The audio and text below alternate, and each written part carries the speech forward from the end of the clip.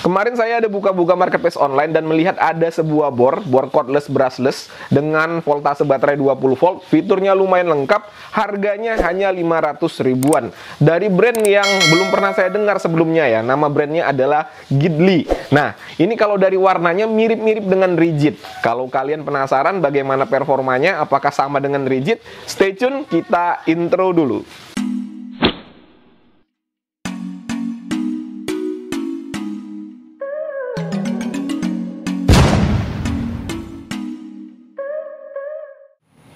Oke, ini dia produknya ya teman-teman ya. Kemasannya kurang lebih seperti ini. Ada dus di luar dan di dalamnya kita mendapatkan koper lagi.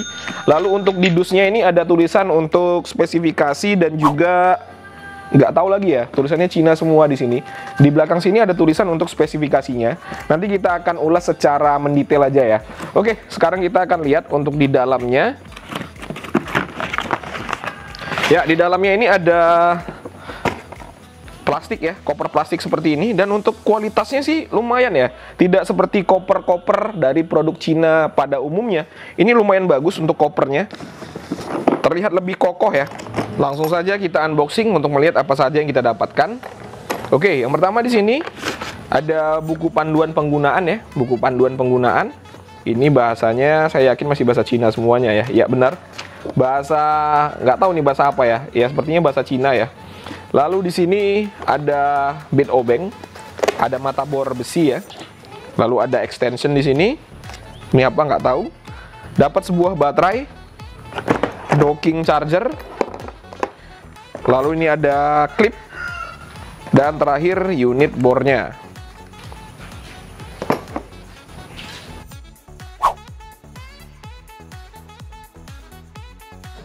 Untuk build quality yang pertama baterainya, kalau dari bentuknya sendiri ya ini ya, saya belum pernah menemukan bor atau power tools lain menggunakan baterai seperti ini. Jadi kalau kalian tanya bang sama dengan power tools mana, saya belum bisa menjawabnya.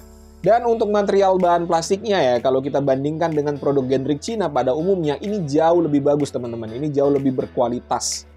Lalu pada bagian bawah dari baterainya ini juga ada hal yang menurut saya mantap ya, ada bantalan karetnya teman-teman. Jadi kalau kita sentuh ini empuk. Ini berguna untuk meredam apabila terjadi benturan. Untuk finishingnya ini juga keren, sudah menyamai produk dari brand-brand global. Selanjutnya chargerannya, ini docking charger ya. Kalau diangkat lumayan berbobot ya teman-teman ya. Beda dengan produk generic Cina pada umumnya, ini lebih berkualitas sepertinya. Dan untuk material bahannya juga ini tidak seperti produk generic Cina ya. Ini lebih bagus. Kalau saya katakan ini sudah menyamai dari produk brand global ya. Mantap untuk material bahannya. Dan kalau saya genggam sendiri ya, feels genggamannya ini mirip-mirip seperti bor M20Li, chargeran dari bor modern M20Li, kurang lebih sama ini untuk material bahannya. Dan untuk kabelnya ini juga lumayan tebal ya untuk kabelnya, tetapi kita harus pakai adapter lagi karena untuk colokannya sendiri masih colokan yang pipih yang biasa digunakan di Cina. Dan terakhir menu utama kita unit bornya. Kurang lebih bentuknya seperti ini ya. Kalau dari bentuknya sendiri sih ini saya belum pernah menemukan bor lain dengan bentuk seperti ini. Tetapi kalau dari warnanya ini mirip sekali dengan bor dari brand Rigid, warna hitam dan oranye. Untuk material bahan plastik yang digunakan pada bor ini dengan rentang harga 500 ribuan, saya katakan ini sudah bagus sekali. Material bahan plastiknya itu jauh dari kata jelek ya, ini bagus material bahan plastiknya. Tidak sama seperti bor-bor generic Cina ya, seperti sebut saja merek ya, nggak apa-apa ya. NRT, Nagawa, ini jauh lebih bagus ya. Dan untuk material bahan karetnya ini juga bagus sekali ya. Kalau saya lihat ya, ini benar-benar mengingatkan saya dengan bor modern M20Li ya. Kurang lebih sama seperti ini untuk material bahan plastik dan juga karetnya. Dan kita tahu sama-sama ya, untuk modern M20Li itu dibanderol 1 jutaan, sementara ini hanya 500 ribuan. Bisa kalian lihat sendiri di sini ya, untuk plastiknya ini ketebalannya juga oke, jadi kokoh sekali. Untuk tingkat finishing ini juga saya katakan rapi sekali ya, tidak ada plastik yang melebar-lebar, lalu tidak ada yang renggang-renggang, oke untuk finishingnya. Dan untuk part-part yang bisa digerakkan, ini untuk caknya kokoh ya, tidak ada masalah. Untuk torsi selektor, ini juga enak dipindahkan, kliki sekali, tidak ada seret-seret. Dan untuk mode selektornya juga sama, tidak ada seret-seret sama sekali. Berikutnya kita akan lihat apakah center atau tidak untuk caknya ini.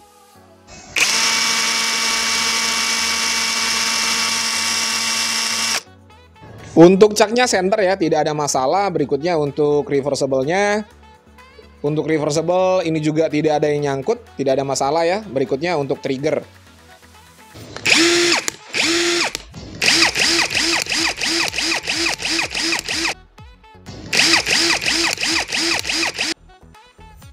Untuk respon dari triggernya ini juga saya katakan oke ya, tidak ada delay pada saat saya pencet dengan cepat tadi.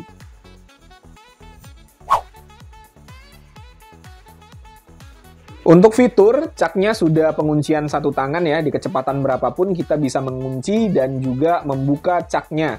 Jadi di kecepatan yang low kita bisa, atau kecepatan nomor 1 bisa, di kecepatan nomor 2 atau kecepatan yang high juga bisa mengunci cak. Selanjutnya untuk torsi selektor, di sini ada sampai dengan nomor 25 ya, nomor 1 sampai dengan 25. Lalu mode selektor ada 3 di sini, mengebor biasa, menyekrup, dan mengebor dengan hammer impact. Jadi bor ini bisa ya mengebor tembok. Nanti kita akan uji untuk fitur hammer impact-nya. Berikutnya di sini ada 2 kecepatan yang high dan low atau nomor 1 dan nomor 2. Dan berikutnya ada reversible, putaran kanan, putaran kiri, dan apabila posisinya di tengah dia akan mengunci trigger. Selanjutnya ada variable speed di triggernya. Semakin dalam kita menekan maka kecepatannya akan semakin tinggi. Fitur selanjutnya ada LED light untuk menerangi. Dan terakhir ada indikator baterai pada baterainya. Ini agak aneh ya. Untuk indikator baterainya ada di samping. Jadi untuk fitur lumayan lengkap ya bor ini ya. Harga 500 ribuan fitur lengkap.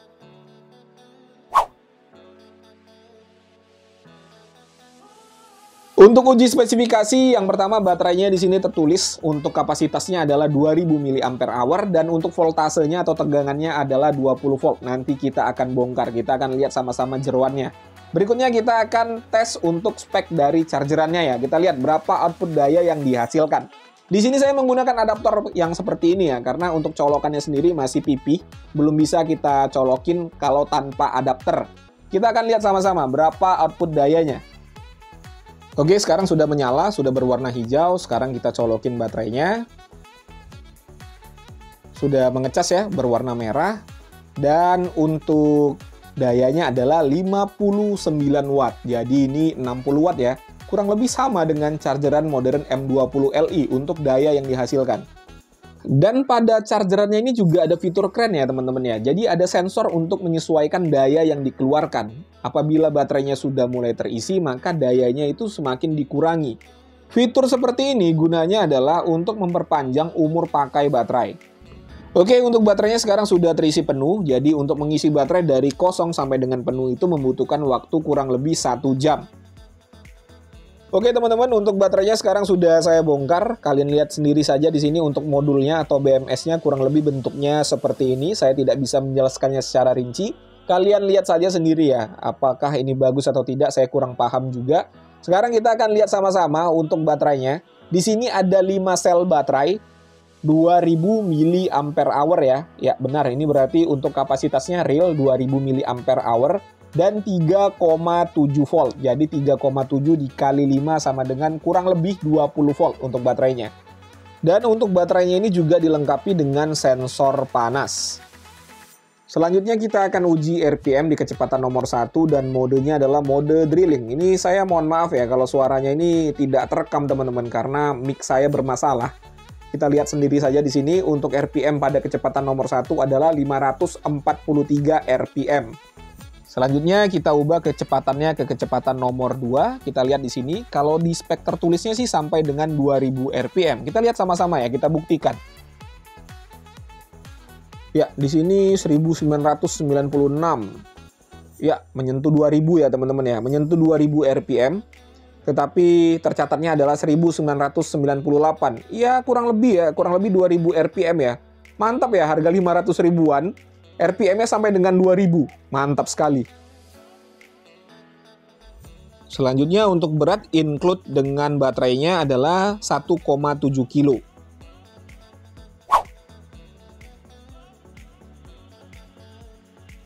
Untuk uji performa langsung saja ya, kita akan uji untuk kerja yang berat-berat. Di sini saya menggunakan mata bor auger 19 mm di kecepatan nomor 1 dan modenya adalah mode drilling.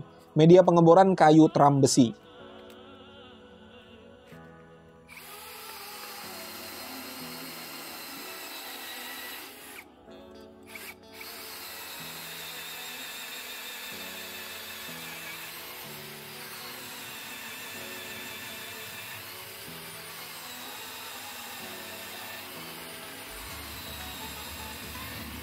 Ini untuk bor di harga 500 ribuan ya, tenaga seperti ini, saya katakan ini sebuah best deal ya. Ini oke sekali tenaganya. Saya nggak ngelebih-lebihkan ya teman-teman ya, karena ini saya beli pakai uang saya sendiri. Menggunakan mata bor auger 19 mm masih terlalu mudah untuk bor ini. Sekarang kita akan ganti menggunakan mata bor auger yang lebih besar, ukuran 25 mm.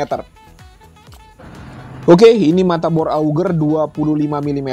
Saya masih menggunakan kecepatan nomor 1 dan modenya adalah mode drilling. Medianya masih sama, kayu teram besi.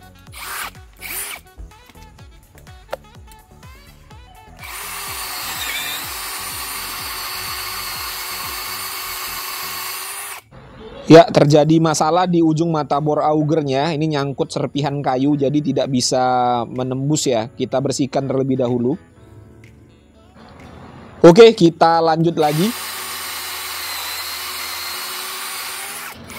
Ini karena kayunya masih basah, jadi serpihan kayunya itu menyangkut di mata augernya ya. Jadi kita bersihkan lagi ya teman-teman ya.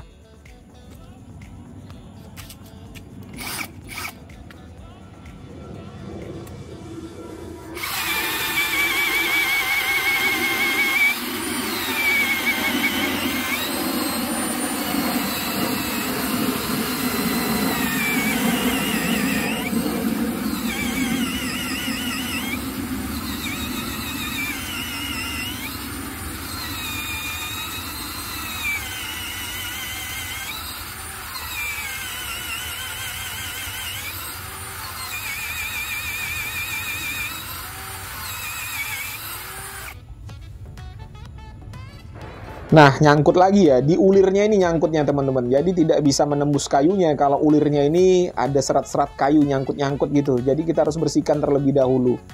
Inilah resiko kalau menggunakan kayu basah ya. Kita lanjut lagi sekarang.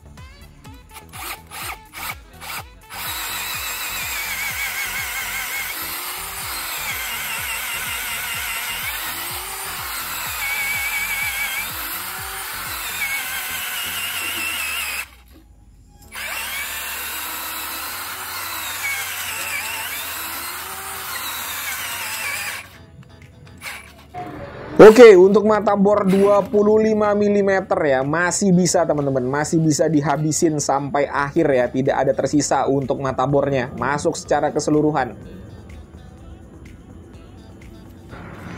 Bor dengan harga 500 ribuan, torsinya seperti ini salah satu yang terbaik ya.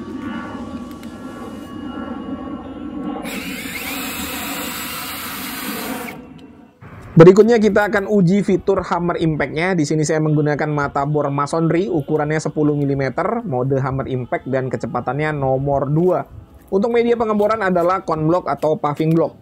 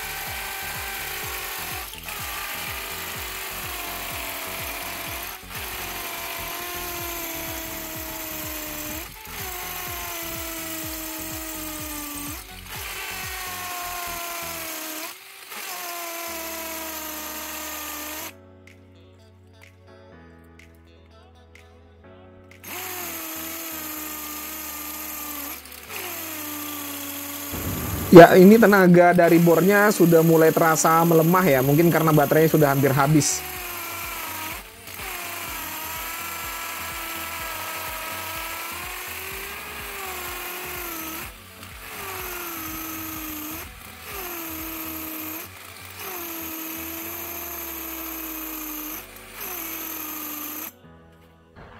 Ya, sudah mati ya teman-teman ya, baterainya sudah habis, tidak mau menyala lagi. Ini juga terasa sangat panas ya untuk mesinnya. Mungkin untuk sensor panasnya bekerja dan baterainya itu ngekat arus secara otomatis ya.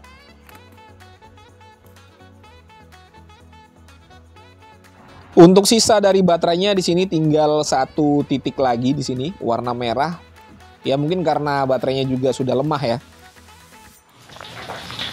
Nah itu tadi ya teman-teman ya, sudah disaksikan bersama-sama bagaimana ulasan saya mengenai bor Ghibli tadi. Kurang lebih seperti yang kalian saksikan. Berikutnya saya akan menceritakan bagaimana feels-nya atau bagaimana rasanya menggunakan bor tersebut. Jadi ini murni opini pribadi. Kalau kalian punya pendapat yang berbeda tidak jadi masalah, dituliskan saja pada kolom komentar.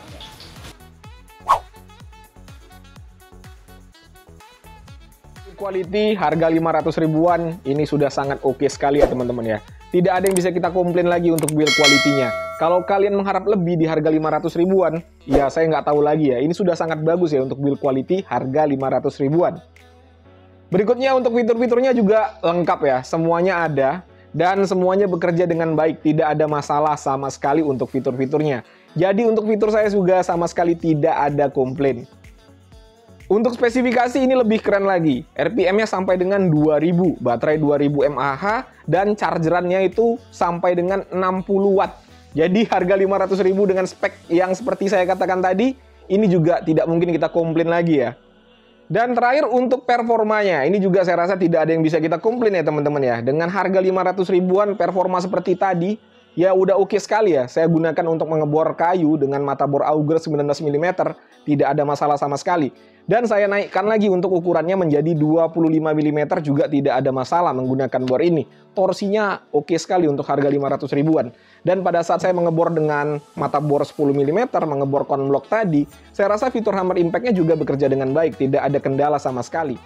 Dan yang menjadi catatan pada bor ini, ya baterainya ya teman-teman ya. Baterainya ini lumayan boros ya, menurut saya lumayan boros.